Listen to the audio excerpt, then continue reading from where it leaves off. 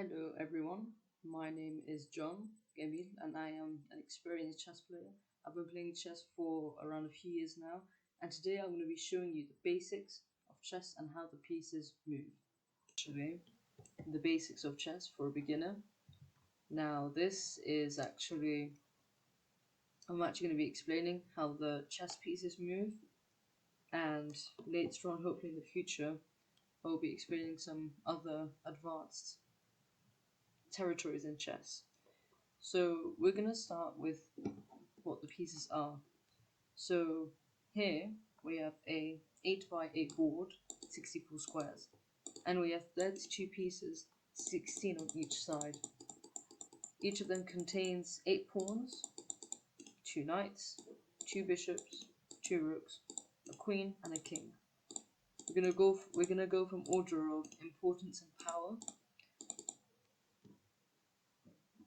So first we have the pawns. You have 8 of them, and on the first go you can move them 2 squares. Now after you move them 2 squares, you can only move them 1 square, the same pawn. And it's very common in openings to begin with the pawn,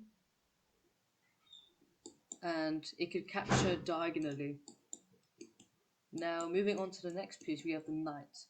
The knight is very unique as it doesn't move like most pieces do. It moves in an L shape, and it also takes in an L shape. It could take pieces in an L shape.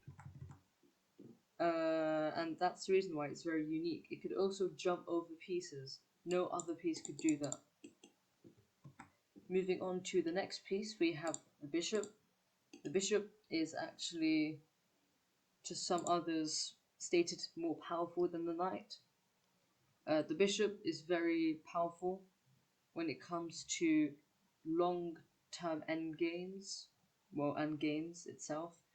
The bishop is very good as it has a very long diagonal and actually could be used to take stuff and pressure stuff from very far away.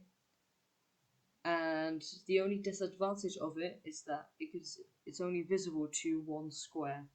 So you have a dark square bishop and a light square bishop. So the light square bishop could only go on the light squares, and the dark square bishop could only go on the dark squares. Moving on, we have the rooks. The rooks are very strong, and they are available on all squares. They could go along the files and the ranks, so it can actually go on any square, but it would take 2 moves, for example, to go from light square to another light square diagonally. Now we have the queen. The queen is the most powerful piece on the board. It's like having a bishop and a rook combined. The queen could go diagonally along the ranks and along the files. It's very good to have your queen, maybe for example in near like the center, where you could have it with the other developed pieces and could be pressuring other pieces from the other side, the black side or the white side, depending who you are. And now for the king, not the most powerful piece, but the most important piece. The king needs to be well protected during the game.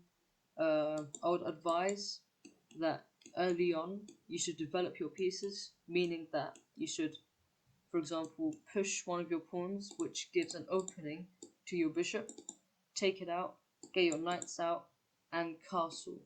Castle means that when your rook and king are free on the king side or the queen side, which means right or left, I would mostly advise right side, which is the king side. You have to develop your bishop and your knight first. Then you can move your king 2 squares to the right and take your rook over on its left. This is very good as it saves a move. It brings the rook to the center and brings the king to the corner to safety. This is all it for my first video. I'll be later on hopefully in other future videos